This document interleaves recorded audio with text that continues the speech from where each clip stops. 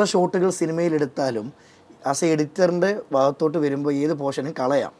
Okay, അങ്ങനെ ഒരുപാട് portions വന്ന സമയത്ത് ഒരുപാട് കഷ്ടപ്പെട്ടെടുത്ത ഷൂട്ടുകൾ സീൻസുകളും കാണുമല്ലോ. അങ്ങനെ ഏതെങ്കിലും നഷ്ടപ്പെടുത്തി അല്ലെങ്കിൽ പോർഷൻ വേണ്ടെന്ന് പറഞ്ഞതുണ്ടോ സിനിമകളിൽ?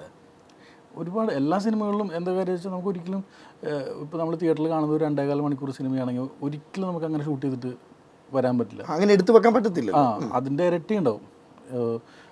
ഇപ്പോൾ ഞാനിപ്പോൾ ചെയ്ത ലാസ്റ്റ് പടങ്ങളെല്ലാം എടുത്ത് നോക്കിയാലും ഓൾമോസ്റ്റ് 3 മണിക്കൂറിന് മുകളിൽ 3.5 മണിക്കൂർ 4 മണിക്കൂറൊക്കെയുള്ള പടങ്ങളൊക്കെ ഉണ്ടായിരുന്നല്ലേ.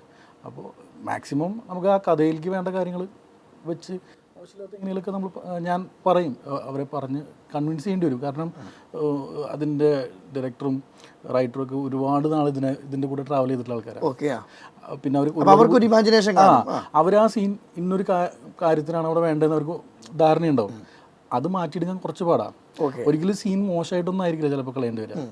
ഇപ്പോൾ മാർക്കോല് റിയാസ് ഖാനായിട്ട് ഉണ്ണിക്കൊരു ഫൈറ്റ് ഉണ്ട്, ഒരു വലിയ സീനാണ്. അത് ആ ഫൈറ്റ് നല്ല ഫൈറ്റ് തന്നെയാണ്, പക്ഷെ അത് ആവശ്യമില്ല ആ സ്ഥലത്ത്. ഓക്കെ. അപ്പോൾ അവരുടെ അടുത്ത് പറയുമ്പോൾ അവർക്കത് മനസ്സിലായി. അവർ ഹനീഫിൻ്റെ അടുത്ത് ഞാൻ ഉണ്ണിയുടെ അടുത്ത് വിളിച്ച് പറഞ്ഞു, അത് ഞാൻ വെച്ചിട്ടും ഇല്ലാണ്ട് കാണിച്ചു കൊടുത്തു അവർക്ക്. അപ്പോൾ അവർ കൺവിൻസ്ഡ് ആയപ്പോൾ അങ്ങനെ മാറ്റി.